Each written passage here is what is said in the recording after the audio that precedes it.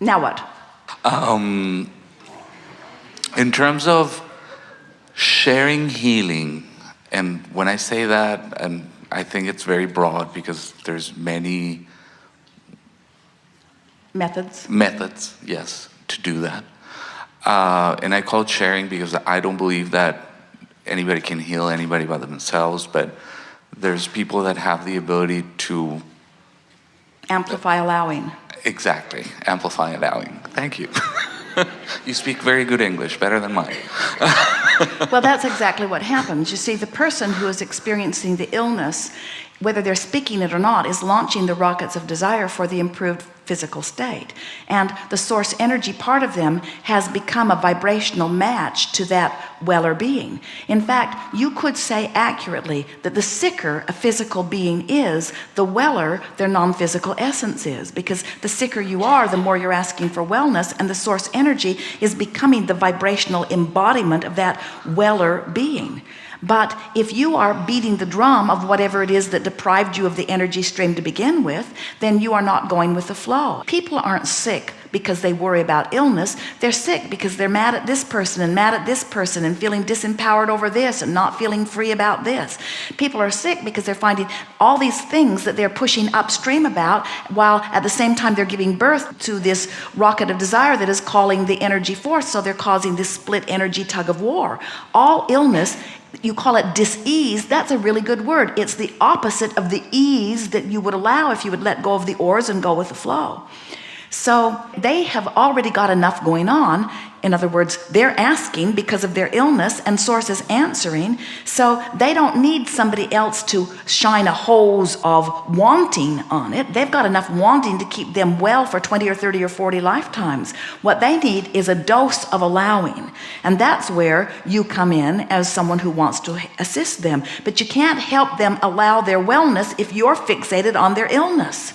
We say to the doctors and the scientists, you want to look for vibrational causes, because until you get to the root of the vibrational cause, then another illness will squirt out in another way and another way and another way. Don't you find it amazing at this highly evolved medical world in which you live, with more technology and more understanding of the human body? You don't understand it at all, but more understanding of the human body. You don't understand it at all, but more understanding of the human body. You do your surgery with chainsaws. More understanding of the physical body than ever before. There are more illnesses than ever before because the stream's moving faster, there's more resistance, and so another one and another one and another one. There must be a whole segment of your population just assigned to giving labels to these illnesses. And what we want you to understand is that as long as you are looking at the illness, you are contrary to the wellness. You have to find a way of making peace with where you are on whatever subject it is that's got you contradicted. And as you let go of those oars, the stream will turn to you, and you will find yourself weller than you ever have been before. The sicker a person is, the greater possibility of a weller future. We're not kidding you, because they've pulled the energy in a stronger way. We have no problem at all. And you say, well, of course you don't. You're not living in our wretched bodies. But we have no problem at all seeing you in strong contradicted situations, because we know how it all works. We know that the worse it feels to you, the more you're asking, and the more you're asking, the greater benefit and solution is waiting for you. It takes so little allowing. And that's where healers come in. Healers don't assert the energy. You don't need to. The cells of the sick body are calling for the improvement. You want to use your power of influence to help this person release the oars and begin to expect improved conditions. That's your work. And so if you want to be a really good doctor, you would do as Jesus. You would look at a body and you would not see its sickness. And the patient would be saying, oh no, I'm really, really sick. And as the doctor, you would say, well, you might have been temporarily sick. And if I were to look, I might find some of that. But what I'm sensing in you is the power of your desire to be well. And I'm going to give my undivided attention to that. So let me give you the statistics of the people who have recovered from whatever it is that you have. I will line up with your recovery completely, and I will therefore be an influencer to your wellness, not your illness. Excellent.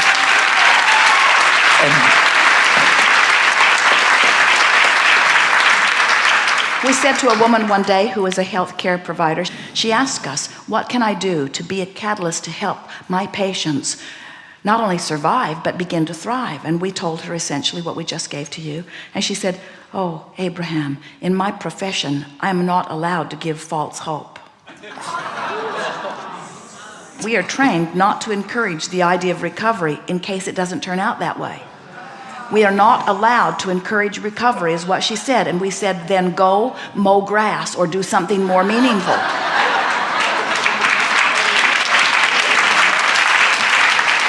Because if you don't have some way of getting a person to begin to turn more in the direction of the idea of wellness, you have nothing for them, nothing for them.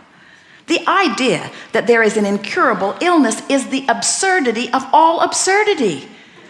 Because the sicker you are, the stronger you want to be well. And the source energy part of you has become that and is calling you toward it, you see. But some of you are not listening to the call of source. Some of you are listening to the call of someone else. And you've trained yourselves that way, haven't you? I will listen to this expert. I will listen to this negative opinion. I will listen to this feeling of unworthiness. I will listen to this feeling of defeat. I will listen to this feeling of powerlessness. When you think about it, every illness that you could name is somewhere you could put it right into the river somewhere. In other words, if you have ulcers, you're somewhere around anger and overwhelmment.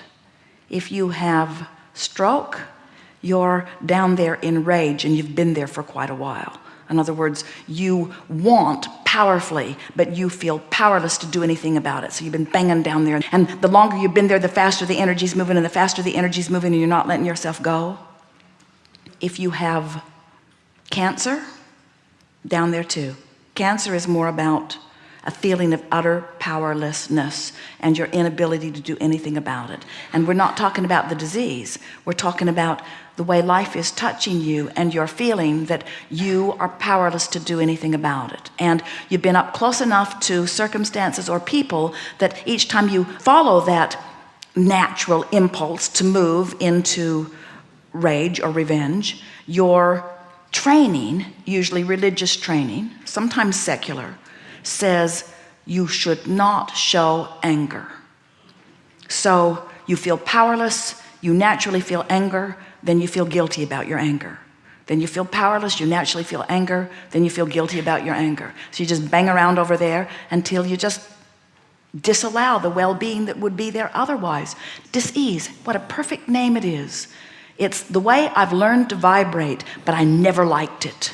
Not one time did I feel good as I was disallowing the vitality from flowing through. You know that feeling of waking up and being so glad that you're alive, looking out and listening to what's going on? When Jerry and Esther went to the new house that they bought in Del Mar, there was a little yellow canary who was living in the house. The other people have not moved out yet. And he was the only one home. And when Jerry and Esther got there at first, the canary was quiet until it picked up on the vibration of who they were. And then the canary sang and sang and sang and sang and sang and sang and sang. It is the sweetest sound Esther has ever heard, as this canary expressed its love of life from right there where it sits, by the ocean, in a cage, looking out the window all day, every day, joyful to be alive, you see. Not a voice of complaint, no remorse. The bird didn't say, they're bad to me when you're not here.